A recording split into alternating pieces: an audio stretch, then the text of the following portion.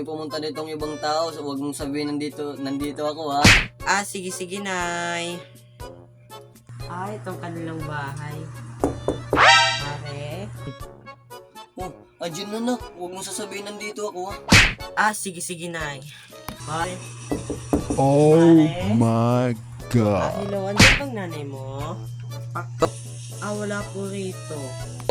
Ganun ba? Sige, babalik na akong bukas. Nice. Nay, sinabi ko na sa babae, wala ka na rito. Oh my Hoy, God. Marcel, lumabas ka, huwag kang magtago.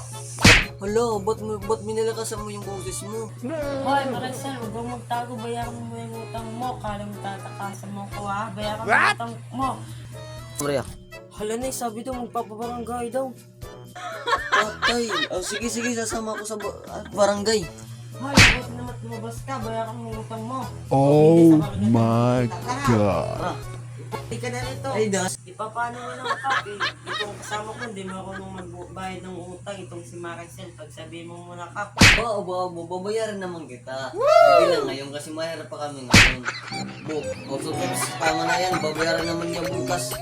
Pero, Maricel, sigurado mo babayaran mo bukas ha. Kasi sa police station tayo magpigil. Sige kap, hindi na po mauulit, babayaran ko lang po. Ako siya bukas. Siguro na mag-ayos kayo bukas ha. Salamat po kap. Hindi na po mauulit. Hindi na po mauulit sa pagkakas. Salamat po pag-iintindi.